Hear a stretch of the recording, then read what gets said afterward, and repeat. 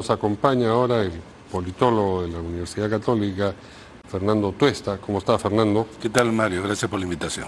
A ti. Como ustedes saben, él pues encabezó la comisión que propuso una serie de reformas que en materia no solamente electoral, sino de representación.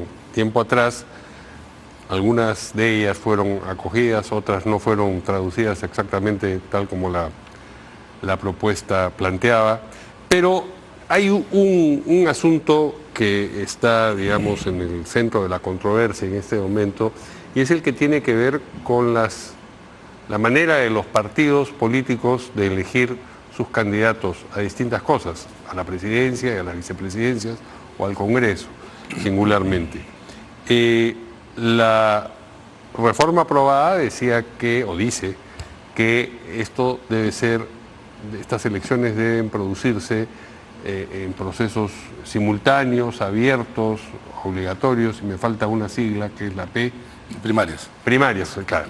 Es decir, el mismo día hay como si fuese elecciones generales, pero vota los ciudadanos por lo que debe ocurrir en uno de esos partidos. Votan por tales candidatos al Congreso, imagino, y por tales candidatos a la presidencia.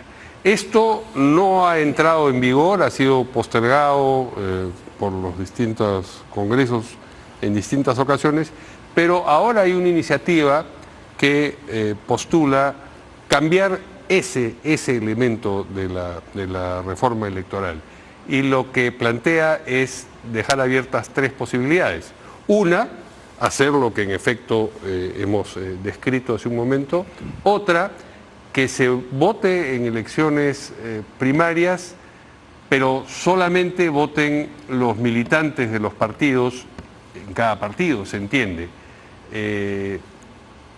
Y la tercera es que, como ha ocurrido muchas veces, los candidatos se elijan a través de delegados, es decir, me imagino en las distintas reparticiones de los partidos a lo largo del país, se eligen delegados, esos delegados van a una convención y allí pues terminan votando y eligiendo candidatos.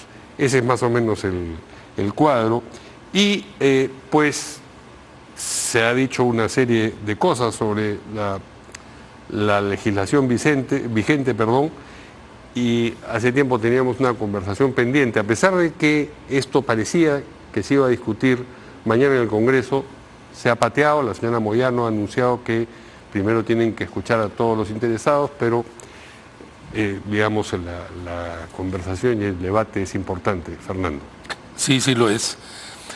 Mira, Mario, en el año 2019 se modifica la Ley de Organizaciones Políticas, estableciendo que la única modalidad de lo que se denomina selección de candidatos era a través de las PASO, que son las primarias, abiertas en el sentido que todos los ciudadanos participan, simultáneas porque en el mismo día, una sola cédula, una sola ánfora y obligatorias como cualquier elección en nuestro país.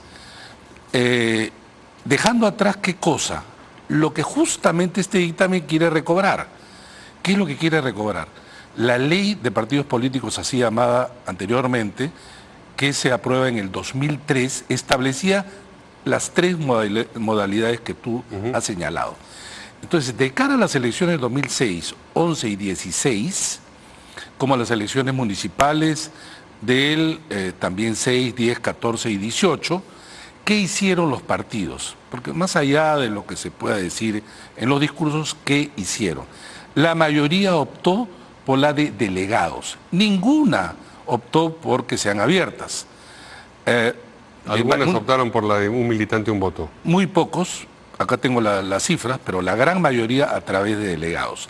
Sin embargo, todas estas elecciones eran pues cuestionadas ¿por quién? ¿Por los de afuera? No, por los de adentro. Sus propios militantes. Podría cansarlos ustedes con los recortes incluso periodísticos en cada elección de cada partido. Pues bien, lo que establece entonces a partir del 2019 es esta única modalidad. Esto lo que hace es contraer un objetivo basado en lo siguiente: una alta participación, cosa que no tenían, porque van a votar todos los peruanos.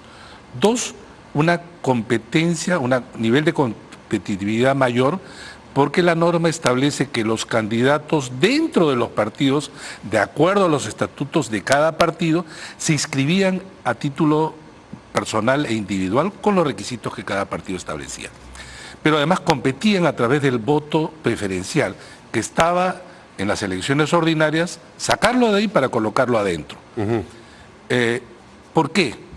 Porque habíamos observado en otras realidades, pero también acá en el Perú y en Argentina, donde las primarias permiten la presentación de candidatos por lista. ¿Por qué estamos en contra de la lista, Mario? Porque en realidad lo que se ponen de acuerdo los grupos, sobre todo en la dirección de los partidos, y presentan una sola lista. Esto se ha dado en el 2021 y para el 2022 que se aplicó porque se suspendieron las primarias. Entonces, ¿para qué vas a ir a elegir si ya está todo elegido? Resultado de esto, ¿qué cosa ha sido? ¿Cuánto ha sido la participación? Y esto no responde el dictamen ni la Comisión de Constitución. ¿Cuánto ha sido la participación de los militantes en estas elecciones internas, así denominadas? 4.9, 5%. 5% en total de todos los partidos, algunos un poquito más, unos un poquito menos. 4.9 tomando como universo los afiliados a los partidos o tomando como el universo las personas, los ciudadanos en condiciones de votar. No, porque esta que tú estás señalando como segunda nunca se tomó en cuenta, o sea, nunca nadie optó por esa. Por lo tanto, era en relación a los que iban a escoger a través de delegados y a través de un militante un voto. Bueno, eso fue 4.9 del universo de militantes. Entonces uno dice, ¿cómo es posible que un militante no quiera ir a un evento tan importante que es la selección de sus candidatos que van a competir en las elecciones parlamentarias? Y esto se puede ver a dos cosas. Uno, por niveles de desincentivo. Si yo voy a ir a votar cuando hay una lista única, ¿para qué voy a ir? Claro, Lo segundo es que los padrones están inflados. Entonces tú tienes partidos que dicen que tienen 200.000, casi 300.000, 100.000 militantes.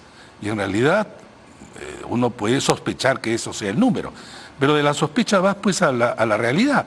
Y la realidad observada es que en realidad van 4.9. Partidos que dicen que no es posible que los ciudadanos intervengan en elecciones de su partido, cuando en realidad esto debe ser exclusiva decisión de sus militantes. 4.9. 4.9. Entonces, cuando tú tienes un nivel de participación de 4.9, el día de las elecciones internas, seguramente tú no te acuerdas que estas ocurrieron. Probablemente los televidentes tampoco, porque fue un evento que pasó desapercibido. Habían en los locales de votación más personas de los organismos electorales observadores que militantes. Eso le cuesta al Estado, nos cuesta a todos nosotros. Pero además, los niveles, repito, de competencia. La gran mayoría por lista única y lo otro por delegados. Pero nada garantiza que no termine habiendo una sola lista dentro de las elecciones. ¿En las primarias? En las primarias. Es que no hay por lista, pues. Bueno, es que no haya un solo candidato presidencial, por ejemplo. No, pero una cosa es la candidatura presidencial y otras son las al Congreso. Sí. Es cierto que si es que tú tienes un partido que tienes una figura, digamos, imponente, fuerte, liderazgo, prominente, tú te vas a inscribir para candidatear, vas a perder tiempo y hasta dinero, ¿no? Pero hay partidos en donde esto sí es importante. Imagínate en Acción Popular, que además sí hubo competencia en las elecciones para el 2021. Hay partidos en que tienen más de un líder.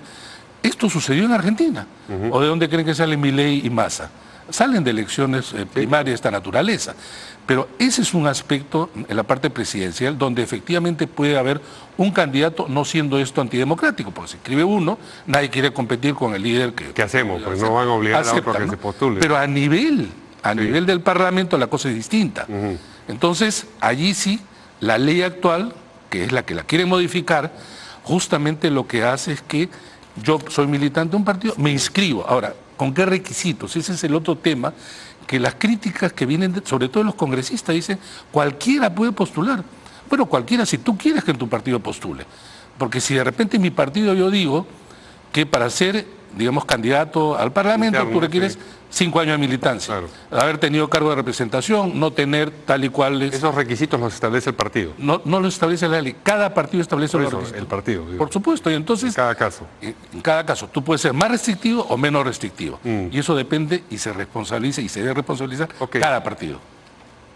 Dos notas. Primero, lo de la obligatoriedad. ¿A ti te parece bien que el voto sea Sí. obligatorio en general? Bueno, ese es un tema más allá de las PASO, ¿no? No, de acuerdo, No, pero eso reafirma esa condición. Sí, Me imagino reafirma, y que yo muchos sí- ciudadanos pueden sentirse incordiados, digamos, Sin porque duda, pero no solamente para las PASO. los arrastren a más elecciones Sí, obligatorias. sin duda, pero mira, el ciudadano debe entender lo siguiente.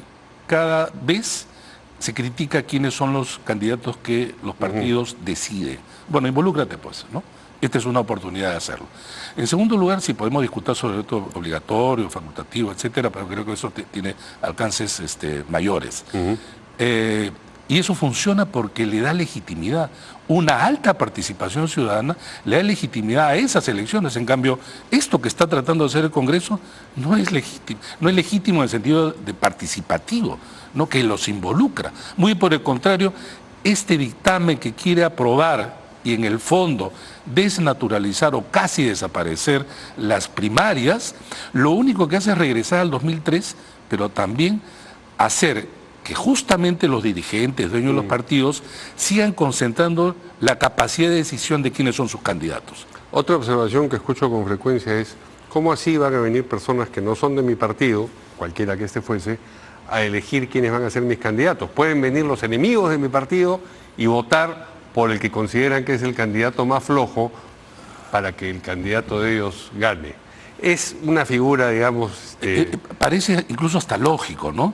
Y es muy frecuente escuchar, y lo único que esto admite es que quienes dicen eso no conocen la ley y tampoco la realidad de sus propios partidos. Porque si votas por un lado no puedes votar en tu propio partido tampoco. Porque además por lo siguiente, Mario, hablan incluso de llevar en camiones para que voten a favor de uno. Esto ocurría cuando las elecciones eran en los locales de los partidos. Pero en las elecciones primarias, tal como está en la ley, cada uno... Hay locales de votación como en los las locales de elecciones votación generales. como en las elecciones efectivamente generales. Entonces, ¿cómo vas a llevar en camión? Agarro 100 y uno pues no se vota en Lince, el otro en Jesús María, el otro en San Juan de Miraflores, etcétera. Pero ¿cuántos necesitas para que cambie un resultado cuando estamos delante de 25 millones de electores? Es absurdo. Pero además, tú lo has señalado, si yo voto por un candidato de un partido, un candidato presidencial, yo no puedo votar por otro, pues si no tu voto es nulo. Claro. Como en las elecciones. Claro. Entonces, pero además esto tiene otros efectos, Mario, que es el siguiente. En las elecciones, tal como dice la ley, tú tienes una boleta única, como ya conocemos, una sola ánfora. En cambio, con esto lo que está haciendo el Congreso, lo que quiere hacer, cada partido decide. Por ejemplo, hay 25 partidos ahora, podría el 2026 ser 35 partidos. Entonces, si yo, partido 1, digo, yo quiero primarias, imagínate, abiertas, se tiene que montar esto a nivel nacional. Luego el otro dice, yo quiero solamente militantes en la parte presidencial y yo quiero por delegados en la parte congresal, y así que sucesivamente. Necesitas una boleta y una ánfora por cada partido. Es inmanejable. Ya se ha pronunciado el día de hoy el Jurado Nacional de Elecciones, diciendo justamente que es inaplicable. Es inviable. Esto es inviable. Esto es costoso para el Estado, costoso para todos nosotros, pero además es ineficaz en el sentido de que sea participativo, competitivo, y además, acá hay un punto que no se está diciendo mucho, acotar el número de partidos. Porque en la reforma, tú decías, se van a inscribir muchos partidos, pero las primarias establecían un umbral de 1.5, me refiero con la participación de todos los peruanos. Y allí estábamos seguros, que la gran mayoría de esos 25, que eran bien de alquiler, organizaciones débiles, no las iban a pasar. Y entonces iban a pasar menos. Es ahora, un filtro también entonces. Era un filtro. Ahora, ¿sabes qué pone el dictamen? Poner el filtro más alto, 30%. Dice, caray, uno dice, qué bueno, la han visto. Pero en delegados, pero si son por delegados, pero si son por delegados, sí. Mira, Mario, por ejemplo, por delegados, ya por darte solamente, no tiene nada que ver, casi al azar.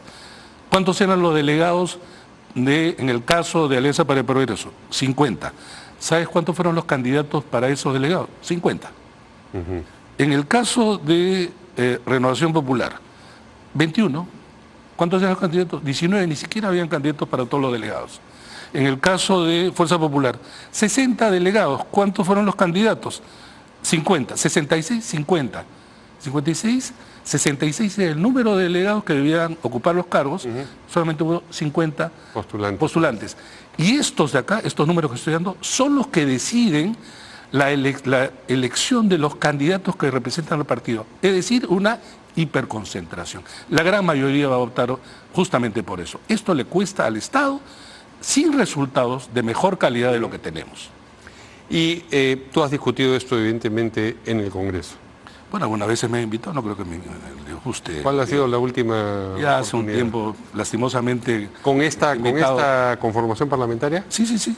Justamente fui invitado por Nano Guerra García cuando él presidía la Comisión de Constitución. Invito también a otros que por supuesto no, estaban a favor de lo que decía el Congreso. Y, bueno, pero digamos, nosotros nos basamos en dos cosas, no solamente consideraciones comparadas con lo que son elecciones primarias en otros países, sino también con las evidencias que nos dejan las llamadas internas que los partidos realizaron de cara al 2021 y 2022.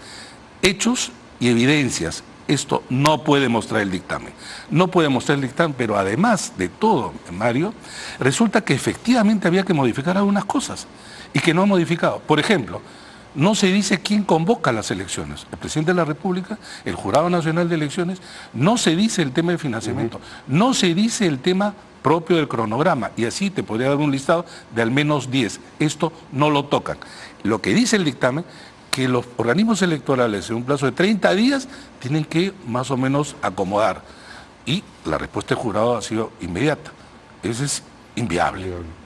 Mencionabas fuera de cámaras antes de la entrevista algunos comentarios descaminados de congresistas que ponían en evidencia que no habían leído lo que la ley vigente dice. ¿Podrías explicar uno o dos casos para...? Bueno, en parte ya lo he dicho, pero por ejemplo, esta la de llevar camiones, ¿no? Decían un congresista. Llegan camiones y resulta que van a votar en un sentido y no en otro. Bueno, llegan camiones cuando los partidos organizan en sus locales. Sin camiones y sin matones, decía Belaunde, ¿no? Belaunde, sí. Pero eso no... La verdad que no han leído la ley y no entienden las primarias. No las entienden. De lo contrario, no habría afirmaciones de críticas de esta naturaleza. Y hay críticos muy acervos, digamos, a la ley tal como está. ¿Tú estarías dispuesto a que te invitase con una persona que tiene una posición contraria a la tuya a discutir lo Encantado. Bueno, encantado. Hagámoslo. Bueno, estoy seguro que va a haber candidatos. Seguro.